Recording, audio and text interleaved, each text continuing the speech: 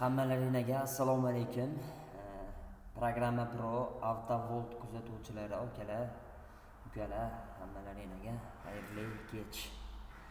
Demak, bizning bugungi ishimiz DPS dasturi bo'yicha programmalashtirishchi avtomobilni programmalashtirish bo'yicha video darslik tayyorlaymiz deb oldinroq post qo'yganimiz shuning uchun edi. Ukalar, endi bugunga nasib ekan, Xudo xolasa bugun qo'limizdan kelgancha bilganimizcha tushuntirib qo'yishga harakat qilamiz DPS dasturida ishlash bo'yicha.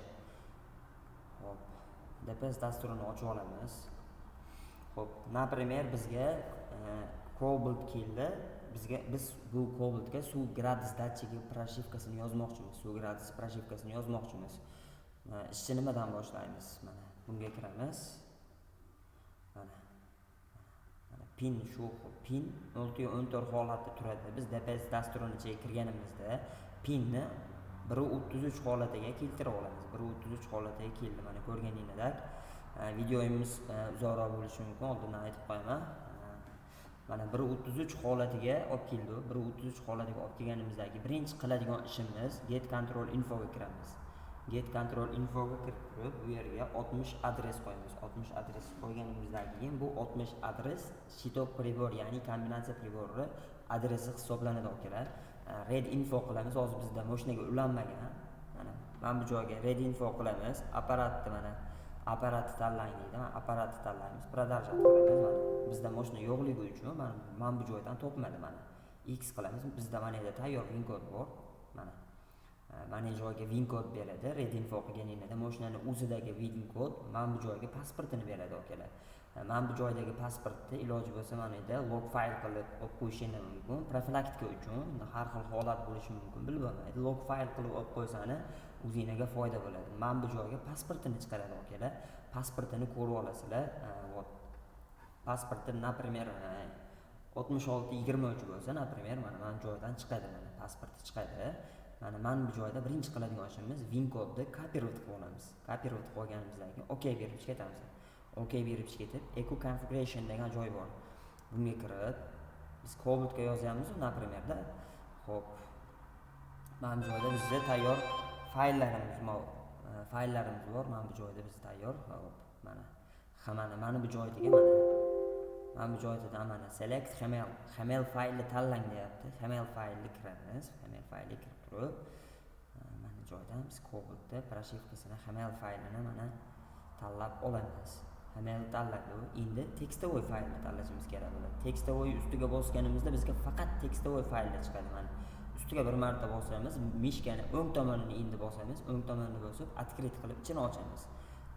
Открыть qilib ichini ochganimizda bizda mana bu win kod beradi. Biz bundan oldingi Cobaltga yozganimizda shu win kodga yozganmiz mana. Buni shuna tanlab turib, buni o'chiramizda boyaga kopировать qilgan win kodimizni bu joyga вставить qilib kirgizib olamiz. Mana boyaga win kodimiz bu joyga joylandi. Demak, fayl ustiga bosamiz.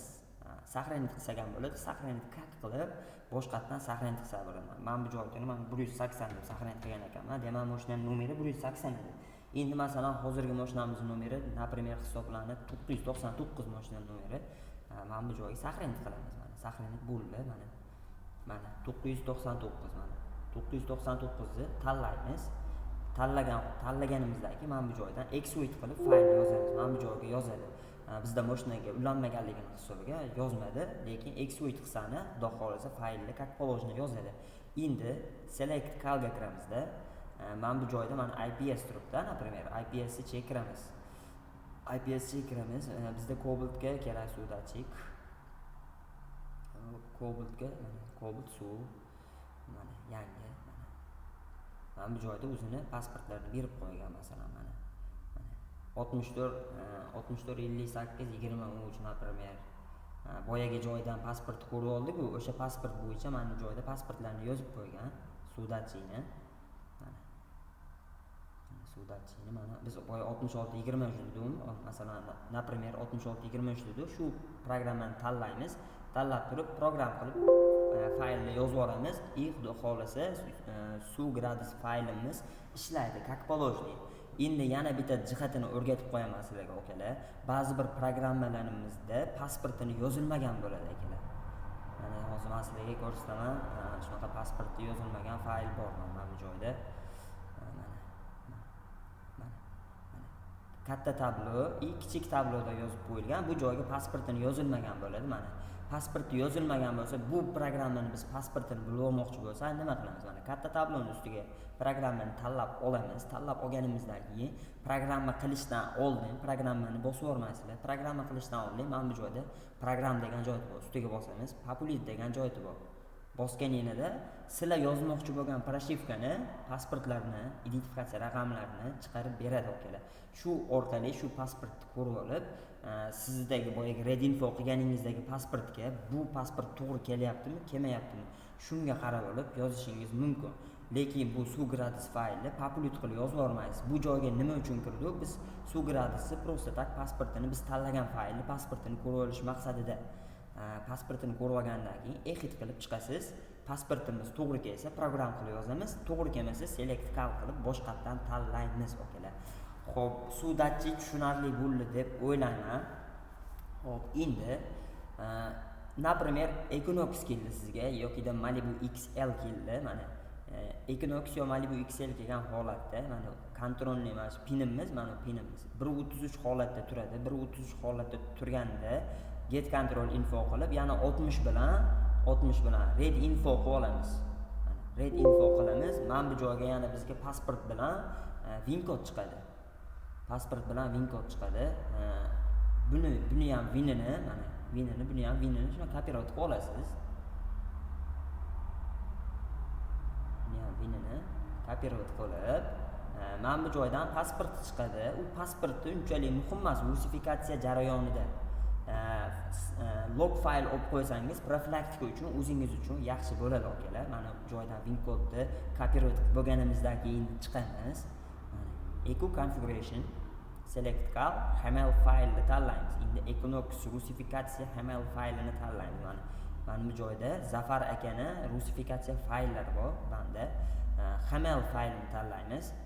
После этого текстовый файл mana Equinox Rus TXTda uni ichini ochamiz. Ichini ochib turib, mana bu joyga boyaga kopirovat qilgan win kodimizni вставить qilib, fayl qilib turib, fayl ustiga bosib, сохранить как. Например, mana bu joyga bitta joy tashlaymizda, xohlagan narsamizni yozamiz, чтобы faylni определение qilib olish maqsadida сохранить qilamiz. Mana сохранить qilganimizdan keyin mana bu joyga bizga 3 ta 6 boyaga saqlanib qilgan faylimiz chiqdi. Endi buni ichini ochib ko'ramiz, yana bir marta ko'rib olish uchun mana boyaga saqlanib qilgan win kodimiz. Equinox uzasida XW bilan boshlanmaydi win kod. Shuni innovat qilib qo'yasizlar. Men prosta o'zimda bor win koddan foydalangan holatda sizlarga video ko'rsatib beryapman okalar. Mana 3 ta 6 ni saqlanib qilib bo'lganimizdan keyin ustiga 2 marta bosamiz. Mana bu joydan chiqadi, bu ham execute qilamiz va ruscha bo'ladi, xudo xolasa okalar. Xo'p, demak tabloni mavzusi tugadi deb o'ylayman. Type 4 fayllarimiz bor. Type 4 faylni ham xudo xolasa videoni oxirida tushuntirib qo'yishga harakat qilaman okalar.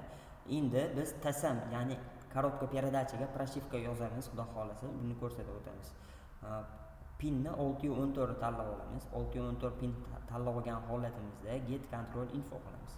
Mana bu joyga 18 adres teramiz. 18 adres terib red info qilamiz. Red info qilganimizda bizga yana win kod beradi. Mana bu joyga win kod beradi. Win kod bergandan keyin mana bu joyga pasport ham beradi. Shu pasport orqali masalan hop Gentraga yozmoqchisiz, например. Gentraga yozmoqchisiz. Gentraning pasportlari necha bo'ladi? O'zi 2 xil, 3 xil pasport chiqqan xolos Gentrada. 41, 42 mi, 40 mi, 41 mi shunaqa chiqadi. Mana bu joydan pasport chiqadi. OK berasiz. OK berib ketganingizdan keyin mana select cal qilasiz. Select cal qilib turib, mana bu joyda TSM bizda papka bor. TSM papkaga kiramiz. Gentra, например, mana bu joyga Gentramiz bor. Mana 44, 45 ekan, men boya adashimman. Bizda 3 xil versiya TSM proshivka bor. Bitta pasportning o'ziga 3 xil versiyadan TSM proshivka bor. Versiya 1 proshivkamiz nima qilib beradi? Скорость переключения 1800-1900 holatida almashadi versiya 1da. Versiya 2da 2000 dan ozgina o'tganda almashadi. versiya 3 ta 2,5 mingda, 2,5 ming, 3 ming atrofida almashadi. Buni ko'proq sport proshivkalar bilan yoziladi. Buni o'rta miyona proshivkalar bilan, buni ekonom proshivka yozgan